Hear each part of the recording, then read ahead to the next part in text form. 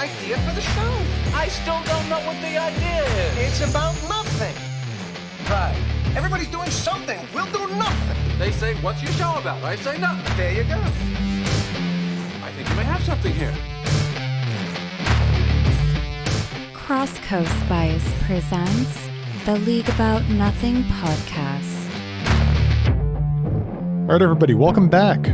We have our Week 9 recap for everybody, and it was a decent week this week. We ended up with a league median of 201.11. Not quite as high as last week when we were in the teens, but still a pretty impressive week. Yeah, for some of us. Well, it certainly wasn't for me. I put up 134. We don't need to get to that quite yet, though. Didn't outscore you by much. Listen, one of us is still competing for a playoff spot, and it's not me. All right. Before we get to all of that, we're going to start off with trades this week. Normally, we start off with waivers and injuries, but there were no waivers to speak of, and we're going to do injuries after trades this week. But unfortunately for everybody, this was a really, really poor week to recap trades first. Hey, I had a huge trade. I don't know what you're talking about. One trade. There you go. You can say it. Go ahead. Trade of the week. Yeah, no, it's awful. The unfortunate trade of the week was a trade between Mr. Good News and our very own Al Vernaz, wherein Al acquired Parker Washington in exchange for Marcus Mariota and a 2025 fifth-round pick attached to Flinch's roster. Trade of the week. What a blockbuster. Mr. Good News drove a hard bargain. But I wore him down over the last several weeks to finally pry Parker Washington from his cold, dead fingers. Okay. Yeah, sure. Why not? He's going to save my team. He's going to save my season. This is the key to the turnaround right here. It starts right now. Parker Washington is the key to your team's season. He of the 9.35 points this week. He's like my wide receiver 3. All right? Actually, I'm sure if he had 9.35, I'm sure he was in your lineup. Oh, yeah. He was one of my better starters this week. Well, he's come into a bit of a bigger role there with all the injuries. Who knows if that will stick going forward as guys get healthier and we move on in the season. But for now, he's got a pretty significant role at a snap share in the 80s. Christian Kirk is out for the season, so we know that much. So That's there's true. a good chance that he sticks in 3 wide sets. I'll take any production I can get at this point. My team is being held together by duct tape and hopes and dreams. It's not going well. Scotch tape and bubble gum. Parker Washington is now a key part of my regular lineup at this point. I got to say, that's a good name, Parker Washington. I like it. Hopefully he's a good player. Because okay. He had a couple of good games last year, so it's possible that he produces again when given the opportunity. Yeah, we'll find out. He was a key player, snap share, routes run wise. He didn't produce a ton for fantasy this week. We'll see what happens when Gabe Davis comes back as well. Kind of push him down that target tree a little bit more. But again, for a 5th round pick, whatever production I get is basically a bonus. That's fair. It was not a heavy price that you paid to acquire the player. Right. And Mariota, he's a backup quarterback. He happens to be a backup quarterback to a starting quarterback who likes to run and injure himself. He hasn't missed any time yet, but he's been banged up a few times. And we've seen Mariota come in relief and be effective in moving the offense. So if you're going to get a throw-in, it's a decent throw-in to get. We've seen the proof of concept. Mariota can score points with this offense. So if something does happen to Daniels, maybe he'll have another piece he can move out of this deal. Yeah, any backup quarterback that gets starting time is worth at least a 4th or a 5th. So Right. if that comes to pass, then he's picked up 2 picks essentially for the price of the $0 fab bid on Parker Washington 2 weeks ago. Yep. And Mariota comes with a little more upside than a generic backup. We've seen this Washington offense be very productive. So, including with Marcus Mariota running it. That's true.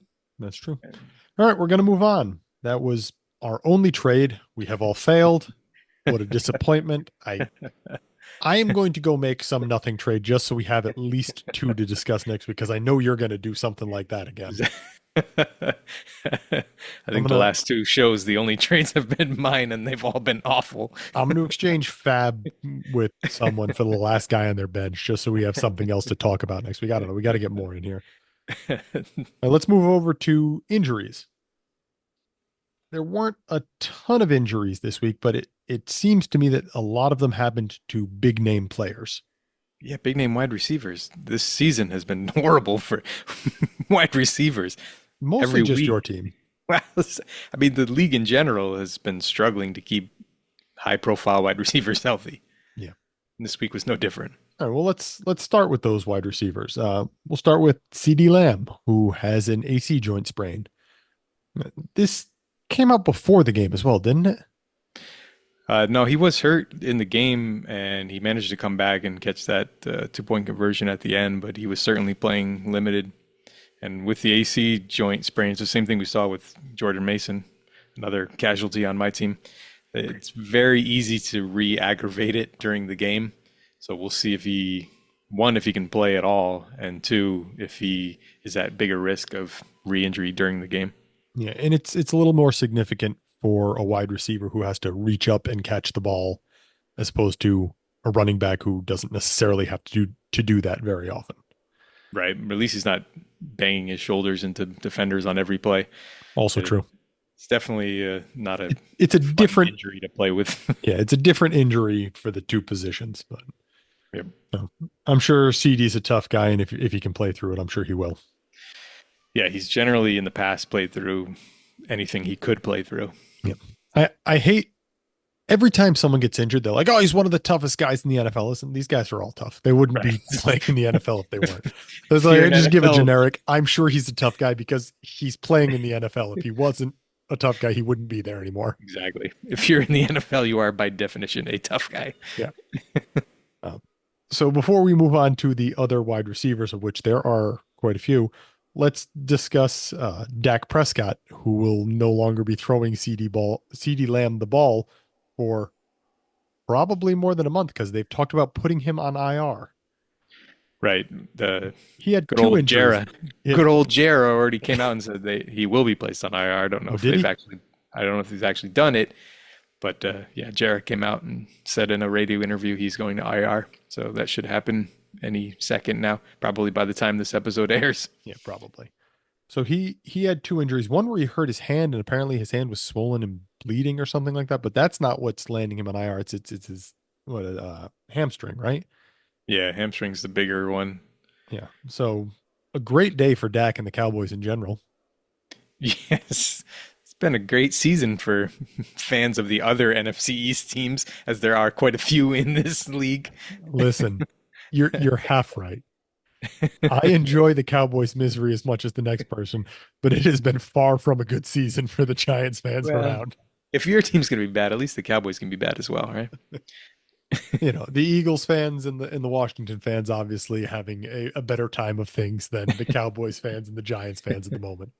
Not that I ever want to be grouped in with Cowboys or Cowboys fans. Thank you very much. Yeah, Dak is he's going to miss at least four games. You know, could be longer if it's a grade 2 strain. Could be 4 to 6 weeks, which effectively ends the Cowboys season and the hopes of most of these fantasy pieces. We've seen Cooper Rush be effective, but not necessarily giving the ceiling that a Dak Prescott does. He's much more short, intermediate area targets as opposed to anything downfield. For our league purposes, Dak Prescott obviously on Flea's team. This thins her out at the quarterback position, but she's not in like dire straits or anything here. She's still got Darnold, Carr, and Stafford. Yes, thankfully she got Derek Carr back last week. Yeah, I was just about to say had a wonderful start. I don't know how much you can count on Carr. Things are not good in New Orleans at the moment. Well, it did just fire their head coach. He did just fire their head coach, but I think his job is secure for the time being.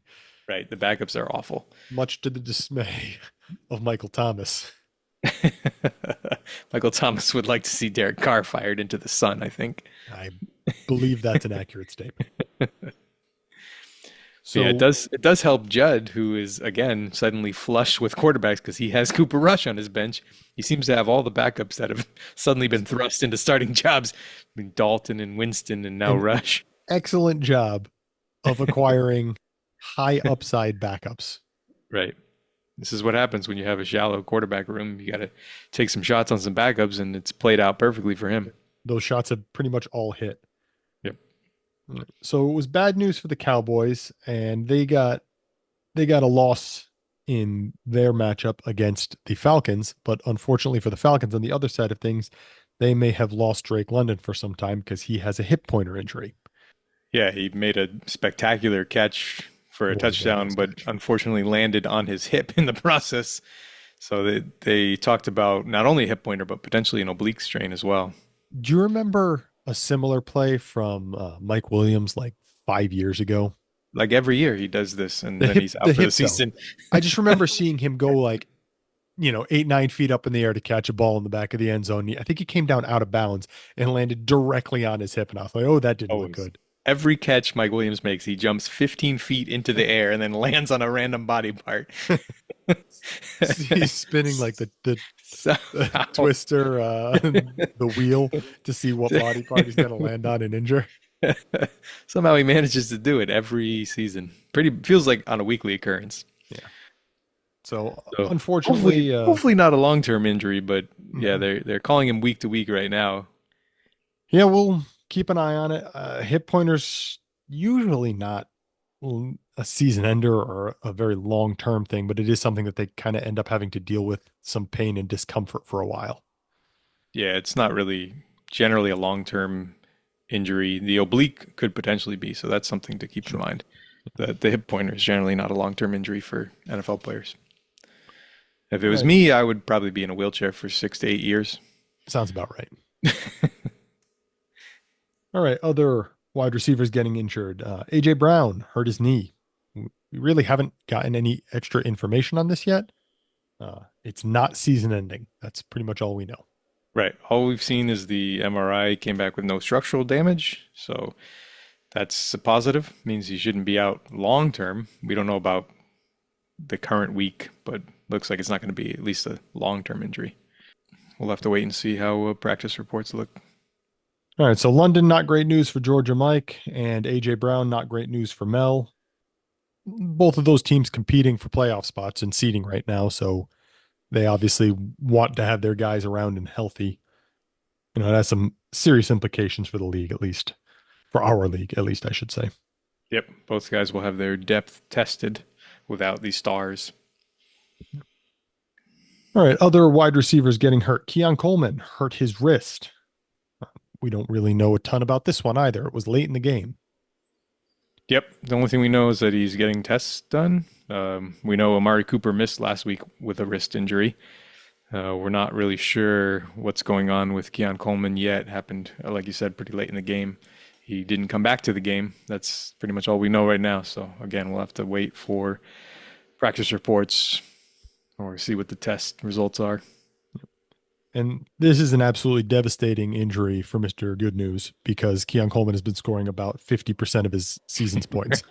Right. This is this is So by that- percentage of points scored. This is the most crippling injury we've had Yes. of anything in the entire season so far. The history of the league. No real implications for our league there. So we're gonna move on. We had two wide receivers who left with concussions. One of them, Darius Slayton, not a lot of fantasy relevance, but worth noting. The other one, Chris Olave. This is not the first nor the fourth concussion he's had in the last couple of years. This is apparently the fifth that we are aware of. At least, yeah, and this was a This is bad not one. great. Anytime you get stretchered off and taken to the local hospital, it's not a great sign, No. especially when he just had a concussion 2 weeks ago, barely came back. I assume that this one might be an IR stint. Oh, I would imagine, Not especially the rest of based the on how season. their season is going. There's no reason for them to bring him back. Well, it's fine. They just promoted former University of Rhode Island head coach Darren Rizzi as their interim head coach for the rest of the year. Love when these special teams coaches get a chance to lead the team. We discussed this the other day. He was at URI for 1 year, and it was while you and I were both in attendance. And he also went 3-9, and That's his not relevant. most recent head coaching experience. Well, What could go wrong? when you come from such an esteemed football institution as the University of Rhode Island, you really don't need any additional experience. This So cannot that's going to end go real well the for Saints. everyone in New Orleans, I'm sure. And now they have no receivers because Shaheed is already on IR. I think Olavi's Bub probably Means is going too. to IR. There's not. Yeah, Bub Memes went on IR. They're really digging deep here. They signed Marquez Valdez-Scantling off the street, and he is now an every down receiver for them, Listen, along with undrafted rookie free agent from Yale, Mason Tipton. This is not going well for the Saints. It's just Alvin Kamara, and that's it. I'm betting on Tipton again this weekend. I could really use him because I am also running out of receivers. I am down to Justin Jefferson and nobody. Yeah. Well, at least it's Jefferson. He's pretty good. Yeah, we'll see what this week brings. All right. The only other injury that we're going to discuss right now is, unfortunately, Eric All tore his ACL for the second time in about a year. And it was the Yes. same ACL that he tore. Just same ACL, just over a calendar year. He tore his ACL in his right knee in October of his final college season, and now November of his rookie season, he tears the same one. It's too bad because he was starting to kind of work his way more into this rotation and becoming one of the better rookie receiving threats. You know, they can't all be Brock Bowers. This is generally what we see from rookie tight ends kind of slowly work their way into the rotations. And now he's going to miss another year. Yeah. It's as unusual to see as well. You don't often see the repaired ACL go in. If you do, it doesn't usually happen this quickly. Right. It's usually the other one that goes because you've It's been usually putting more. overcompensation Right. or something. Exactly. So just Hopefully he goes, it was just a clean tear and he goes through the rehab smoothly and everything, but it's got to be tough to do all that work, get back out, and then have it happen again. Yep. Yeah. Now suddenly you're worried about his longevity, tearing the ACL twice in such a short period of time. Yeah. Well, that's going to do it for injuries. So we're going to go on right now to the matchups. Mentioned it earlier at the top. We had a median score of 201.11. A solid median score, right about what we've seen quite a few times this year. Our top scores, however, were a little bit heavier than we've seen, which means that obviously those bottom scores were consequently lower to balance things out. But, Yep. You're welcome. our top scoring team this week was Big for the second week in a row. He put up a 262.67 this week. He took down Benign Rug, who put up a 166.10. That moves Big to 16-2 and drops Rug to 2-16. A little bit of a mirror image there. Not shocking. Big has been the second hottest team in the league. He's just been steamrolling everybody with his ridiculous depth. I mean, he's got, again, almost everybody in his lineup with a good game. Yeah. He doesn't really have any down weeks because he's just got so many players that can put up points. This is the second week in a row I'm going to say this. He only had 2 players over 30 points and still put up 260, which means that everybody else produced as well. There was no duds here. The lowest score in his starting lineup is 15.95 from Trey McBride at his tight end 2 position. Solid effort from Big. Led this week not as much by the running backs as by a few wide receivers. He had Nick Westbrook-Ikine, who continues to score a touchdown every week. So that's all he does. I am apparently. I who knew? And Jerry Jeudy in his flex spots. So a little bit of a departure from how he normally does things, but still a very solid week. Yeah, a couple guys that he's picked up on the cheap. Not that he needed more depth, but guys like Mike Gesicki, who he got as a throw-in on the TJ Hawkinson trade with a 32-point week. And did you notice with Gesicki, that obviously we talked about it earlier. Eric All went out, so Gesicki getting a little bit more work there, but he only had a 36% snap share. Yeah, he's only out there for passing plays, and they throw it to him when he's out there, so he doesn't need to play a lot of snaps. This is not the normal recipe for tight end success. He's like the season third or high fourth. is 53%. He's like the third string tight end based on snap share, but he's out there to catch passes. That's all he does. Wild. They know how to use him properly. And I guess that it just doesn't matter if the defenses have to know this. Like they've got to know that if Gesicki's out there, it's most likely a pass play. It was only 36%. Right. He's basically a receiver. He's a big receiver. He does not play tight end. You're not going to see him hand in the dirt trying to block somebody. He's out there for receiving purposes. And with T. Higgins out, he's the number 2 receiver on the team. So he's going to see a lot of targets. Looking at the other side of things for Ruggs' team, his 2 rookie quarterbacks, both Jaden Daniels and Drake May, good days. May only at 15 points, but he had 200 passing and 95 rushing. So that was nice to see for fantasy purposes. Yeah, it's really added to his floor this year. I mean, he ran in college, but he didn't run like this. No, not like that. We see this a lot from rookies, though. They usually spend their rookie years running a lot more than they will later on in their careers.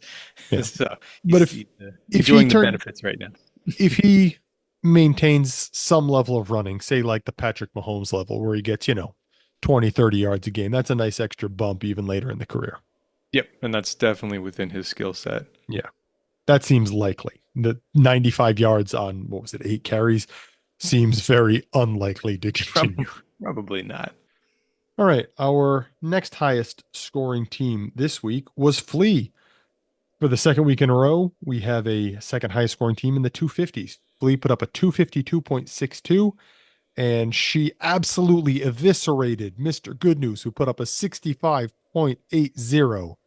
As he said in chat, she really didn't need to do all that this week, but you got to get those points for the tiebreakers. You never know.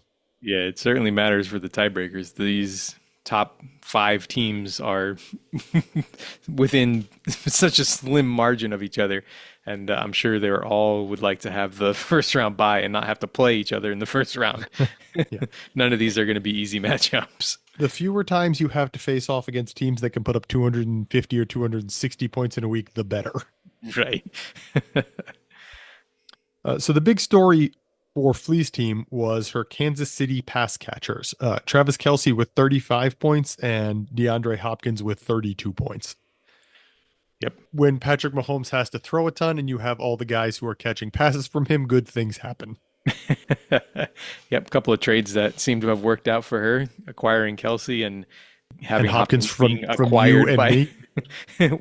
Well, she had Hopkins already, but she got the bonus of him moving to a much more prolific passing attack versus the Tennessee Titans mess that he was in. If you'll recall, when I traded for Hopkins last offseason, he was a free agent still. He hadn't signed. And this is what I had hoped would happen that offseason. Right. It would have made a ton of sense for Hopkins, for Kansas City, for everyone involved. And this is what would have come of it. But instead, he went to Tennessee. Yeah, we got the delayed payoff here. Yeah. Someone got it. I certainly didn't. Nice week for Flea's team. On the other side of things, Mr. Good News, come on down, Amari DiMercato. You're the next trade candidate for a 5th round pick. I don't know. He had one play right at the end of the half where an awful play that was from Chicago too. Bears just didn't even, I don't know what that defense was supposed to be, but it was not effective. And DiMercato had a 60-yard touchdown when they were basically just trying to run out the half. Yeah. So, that was good for his scoring this week. Yep. Got him up to 65 points. So for Flea, Sam Darnold and Matt Stafford in those quarterback spots. Derek Carr, Dak Prescott probably not going to be making a ton of appearances there. Dak for sure not with the IR stint, but We'll keep an eye on her quarterback room, which is waxed and waned a few times this season with injuries and returning players, I should say. Yeah. Outside of that, she still has a very deep team. Oh yeah, very deep.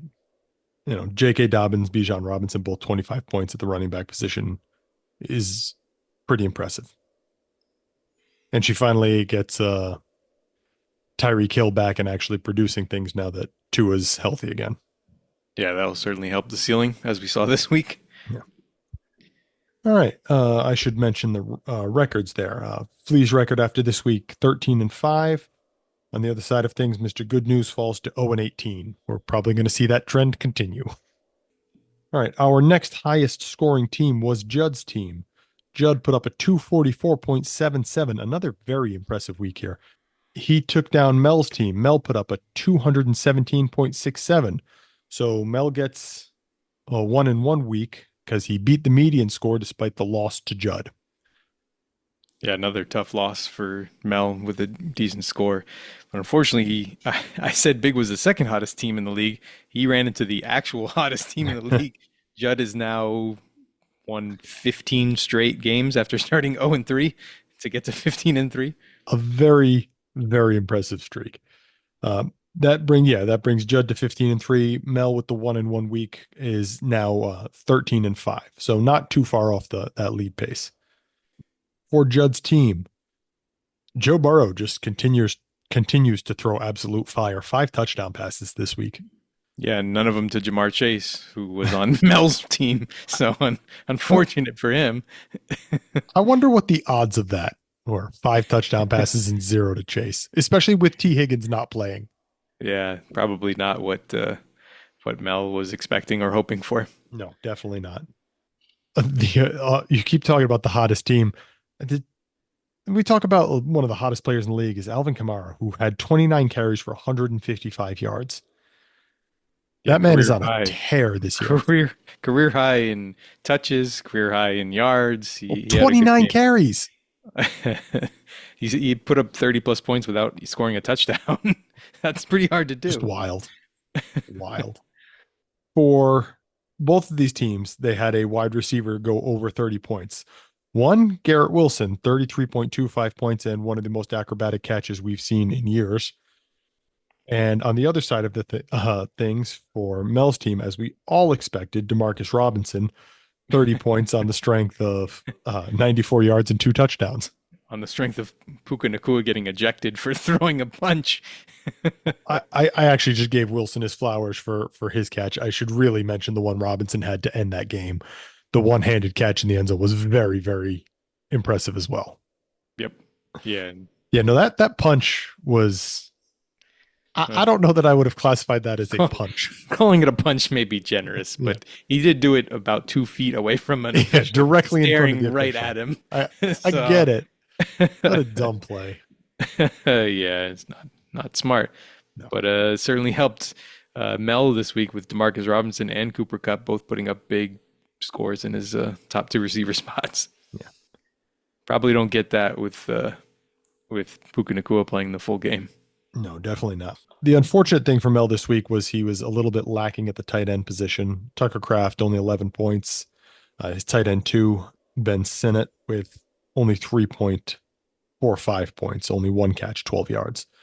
A little disappointing there, especially when you look to the other side of things and see that Judd had Cade Otton at 28 points and the linchpin of the New Orleans offense, Taysom Hill, at 21 points. Right. Judd suddenly has the best tight end room in the league recently. Cade Otton's been the only offensive pass catcher for the Bucs. Taysom Hill's back from injury. He's suddenly got a very dangerous team. Yeah, as we've seen by his 15-0 run. He got nothing from Mark Andrews and still had 50 points from his tight ends. Right. All right, we're going to move on. Our next highest scoring team was Georgia Mike. Georgia Mike beat my team. Georgia Mike put up a 224.87 to move to 10-8. I put up a 134.77. I dropped to 1-17. Not a great record there. This one we said last week was not in doubt. It was just a question of, will Georgia Mike beat that median score? The answer was yes. He gets the 2 wins. Yep. He needed it because that race for the sixth and final playoff spot is really tightened up here. There's now 4 teams within a game or two of that spot. Georgia Mike now, after 2-0 weeks, sits in the catbird seat. We'll see what next week brings. Seems to be a rotating cast of characters here for this last slot. Yeah, it's a very, very interesting race there. When we get to the playoff predictor odds, it's shifted again. It's very entertaining to watch this from an outside perspective where I have no stake in it because I'm long out of it, and the guys ahead I'm sure are enjoying watching you 3 vying for this spot. 4 really. 4, yeah, that's true. 4 now.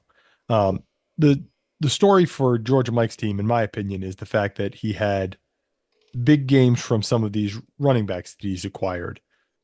Chase Brown, who he traded for this year in September, ended up with almost 29 points. And Rico Dowdle, who he traded for this year in, I don't know, was that October that he got him? Yeah, beginning of October, with almost 24 points.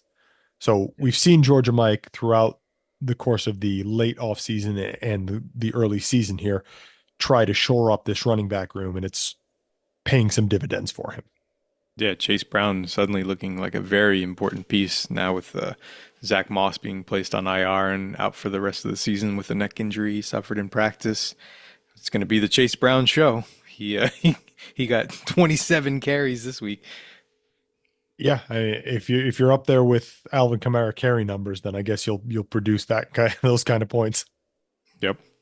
The disappointment for his team has basically this whole season been the tight end position. Jordan Akins 9.45 and Foster Moreau 9.45 points on very different lines. Akins 3 catches, 32 yards. Moreau 1 catch, 17 yards and a touchdown, but the resulting points are the same. Yeah, it had been shored up by Kyle Pitts the last few weeks, but finally had a down week. I guess they stopped playing teams that were running cover 2. Yeah. So we'll keep watching, see if Pitts bounces back. He's been absolutely phenomenal since being acquired by, as we said, the Georgia team, the Atlanta fan. Hopefully, for Georgia Mike's sake, this was just a 1-week down performance and not an indicator of things to come. For my team, there's really only one thing that I want to mention here, other than the fact that Mel has a lot of fun picking who he gets to put into my lineup for the zeros. It was a breakout game for Jackson Smith and Jigba, who put up a 40.25 on the strength of 7 catches, 180 yards, and 2 touchdowns. Somehow only 3 first downs. I'm not sure how that's mathematically possible. He also had about 80 more yards called back from ticky-tack holding penalties. 1 41-yard catch, I remember, and another one in the high 30s as well. Yep. Big performance for him without DK Metcalf there to clog things up. I don't know. I figured you'd have something to say. You were never a big JSN fan. I don't think that's true. Let me rephrase. You were not on the same level that I was in terms of evaluating the prospect. I thought he was the wide receiver 1 in that class, but I didn't think it was a good class. Yeah, that's fair. It's mostly played out that way. That's true. He's besides Puka. Puka, 2.85 points, 1 catch on 4 targets, 11 yards, and 1 first down. So, stop throwing punches in the beginning of games, and maybe we can get a little bit more than that. I had 1, 2, 3, 4 zeros in my lineup, which would explain the 134.77. All right. Not a great week. No, we're gonna move on from that one. And our next highest scoring, JMC's team put up a 203.65. He just edged out Flinch, who put up a 198.57. JMC moves to 8-10. Flinch drops to 13-5. This is why there's now a 4-team race for the last spot, because JMC's been ripping off wins recently and got himself back in the playoff picture. Yeah, this bumped him. This is only a 5-point differential point wise here, but this had a lot of seeding implications because Flinch was pacing with the very top teams. Now he's still going to make the playoffs. There's not really any doubt of that. But now he's looking at a very uphill climb to get back into position to try to get that bye week. Right, because this matchup was the demarcating line for the median as well. So exactly. JMC was just squeaked just over 2-0. underneath it. Yeah. Yep, and Flinch just unfortunately squeaked 0-2. Flinch, I keep saying it like I'm surprised. I really shouldn't be surprised anymore. Lamar Jackson and Derrick Henry seem to just, when one plays well, they both play well. 25 points for Lamar, 26 points for Derrick Henry. Yep, they are machines. The two of them, quarterback one, running back one. Yeah. You don't usually see that stack where both are the best at their position. No, it's very unusual. On the other side of things, speaking of QB1, Mason Rudolph was JMC's QB1 this week. And literally his only quarterback that scored points because Brock Purdy, who's normally filling that spot for him, was on bye. Yep. Yeah, Mason Rudolph got the Tennessee Titans a win as well this week. Yeah. Took overtime to do it, but he got him there. For JMC, big game for Zay Flowers. Solid performances at the tight end spots from Jonnu Smith, who continues to just plug right along, 14.35. And a 12.75 from your guy, Grant Gravy. Stop saying it. Stop. I will not say gravy. I will not say bones. Grant Calcaterra with 5 catches, 30 yards, 2 first downs. We need more nicknames. Nicknames are fun. Come on. I don't know that that's true. I'm comfortable with the amount of nicknames we have. What happened to Chris Berman? All right, what else we got? Devontae Adams, Darnell Mooney, 25 points, 22 points. Nice day for Flinch. Devonta Smith, 21 points for JMC. Solid effort from a lot of these players. No real boom scores outside of that. Yep. Chigakonkwo in the super flex because, again, JMC really only had the one quarterback eligible this week. Everyone else is either a backup or on bye. All right. Or Will Levis, who is hurt and might be the backup. Who knows? We'll cross that bridge when he's healthy. Our next highest scoring team was Criddle's team. This is your matchup, sir. Also known as the lowest scoring team to win. Yep. You and I have been involved in this lowest scoring team to win matchup an inordinate number of times this year. It's not going well. No, it is not going well for either of us. Well, it's not supposed to be going well for me. It's supposed to be going well for you. Yeah. Criddle put up a 180.99 and beat your team. You put up a 154.47. Criddle moves to 8-10. You move to 9-9. This is a somewhat important matchup. If Criddle had just managed to get over the median and got in the 2-0, we would have a very, very interesting playoff race here. But I mean, still, he's right there with JMC. He's only one game off of yours, and Georgia Mike is 10-8, so he's a little bit higher, but still only 1 week worth of games off. Yep. No, there's nothing good in this matchup. What are you talking about? Sadness. Philly guys. There's good Jalen stuff. Hurts, Saquon Barkley. Saquon hurdled the guy backwards. What an incredible play. 34.9 points from Saquon this week. That was one of the most uniquely athletic things I've ever seen in my life. I don't understand how he did that, but it was very fun to watch.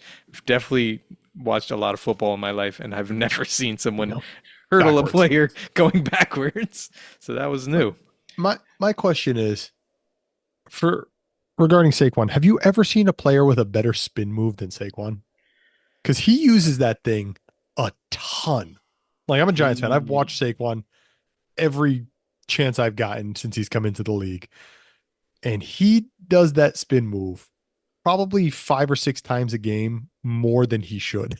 He uses it to devastating effect. It's incredible. And then he was halfway through it and he was like, oh, this isn't going to work. Let me just jump over this guy. Wild. Yeah, he's very good. So Jalen Hurts, 30 points. Saquon Barkley, 35 points. A good day for Criddle's team when he's led by those two because A, he's an Eagles fan and the Eagles won, and B, they scored almost 65 or 66 points. Right. That was most of his scoring. It wasn't a great A scoring third of week his scoring right there. Yeah. from either of us. But he got the boom weeks, and that's why he won. I got no boom weeks, and that's why I lost. Oh yeah, Justin Jefferson had 25.83. That's a solid week. But outside of that, you're right. There really was no boom on your team. It was a Yeah. disappointing week. I struggled to get players in double digits. Yeah. I barely outscored your team, and you had like 5 zeros in your lineup. So it was not a great week. It's true. That's you beat my score by about 20 points, and I had literally 4 zeros. Yeah, so wasn't a great week. If I had been slightly lucky at guessing the waiver wire, I could have beat you this week. Probably. It's not great. The problem for Criddle's team here is the tight end position this week. Stop me if you've heard that one before in this league. Yep. 8.6 from Juwan Johnson, 4.4 from Will Disley. Not what you need to get over that median score. Yeah, he had some struggles with Kittle on bye and Goddard injured, so should be better going forward. And he may get Christian McCaffrey back this week, which will make this a much different roster going forward if he's got 2 running backs that both have number 1 overall player on the week upside every single week. 2 guys that are locked into at least the top 5. Yeah, and he's got a lot of that San Francisco offense locked up if McCaffrey does come back, because he's also got Kittle, he's also got Debo. Right. That's usually a very impressive offense and a pretty good fantasy offense to be locked into. Yep. It was a pretty narrow touch distribution already, and now with Ayuk out, you're probably going to see even more emphasis on those 3 big players. 4 big players. Juwan Jennings is back. No, I said 3. That was right. All right, we're going to move on to our Dynasty Daddy playoff predictor odds. I cut out a few words this week because I'm really not sure what the proper title for this segment is, but last week I said way too many words. All right. We call it something different every week. Every week. I'm just going to continue to change it every week and see if anybody notices. It's part of the shtick at this point. So nothing has changed at the top. We still have Big, Mel, Judd, Flinch, and Flea, all with a 99% chance to make the playoffs. They are all marked as greater than 99% chance now. Whereas last week we only had 3 of those 5. Those 5 are locked in. The real intrigue is the 6th playoff spot with these 4 teams battling it out. So now we have 4 teams.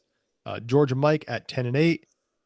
Al's team here at 9-9, and then Criddle and JMC both at 8-10. So the odds are as follows, according to Dynasty Daddy. Al at 52%, Georgia Mike at 34%, Criddle at 11%, and JMC at 4%. Yeah, and that feels like way too high of a spread for these 4 teams. I think I said it last year. I don't think these odds are calculated properly because of the extra median score. Yeah, it's very possible. I think these odds would be accurate if it was, in fact, a 2-week task for Criddle to, like Georgia Mike's 2 games ahead of him. If it would take him 2 weeks to equal that, yeah, it might make sense for it to be that much of a disparity. I think that's probably fair. But, time will tell. It's interesting that even though you are still technically a game back, you have a decently higher number than Georgia Mike. You've got the, almost 20-point lead on him. Right. There's not a lot of weeks left before the regular season is done for fantasy. So it's possible that I have an easier schedule. I'll have to compare schedules going forward. We're getting down to crunch time the last few weeks of the year. We'll have to start looking at strength of schedule for remaining teams. Yeah. It is worth noting that according to this very same predictor here, while you guys are going to, one of these teams is going to make the playoffs, all 4 teams combined have a 9% chance to win the finals, according to Dynasty Daddy. So even if you make the playoffs, it doesn't look great for for, we're all fighting advancement in the playoffs. right. We're all fighting for the right to get bounced by 100 points in the first round to whatever one of these teams misses out on the bye. Yeah. So we'll be keeping an eye on this one, and we didn't look ahead. I didn't look ahead of the schedule, but I think you said something about it earlier. Have you looked ahead? Well, I know that JMC plays Criddle and Georgia Mike over the next 2 weeks. So we will fantastic. Potentially get some separation here depending on how these matchups go. Nope, it's all going to be 1-1 across the board every week for all of them. We got some teams that can potentially control their own destiny here. Yeah. It'll be fun to watch. That means that you're either playing the bottom part of the league or the top part of the league over the next 2 weeks, which will really determine your fate as well. Right. If you play big and flinch over the next 2 weeks, as opposed to, my team and Mr. Good News, that's a big difference in your potential outcomes. Yep. Yeah. That might be baked into these odds. I'll have to it could go be. back and check the schedule. Well, I'm sure that part is baked into the odds. I don't know about the 2 wins. Right. All right. That's going to bring us to the end of things for this week. We unfortunately do not have a philosophy of dynasty discussion on the board for today. Somebody frankly, you don't deserve it with your only one trade on the week. The philosophy is, why are we so bad at trading all the time? Send more trade offers. Yeah. No, somebody give us a good suggestion for next week. We'll try to come up with something on our own, but it's also nice to hear when other people want to see something fleshed out a little bit. Yep. This is your show too, people. Does it have to be our show? We're just the conduits. Sure. I don't think I want to be a conduit. All right. That's going to bring us to the end of this week. We will see everybody next time. But until then, see you in the league chat.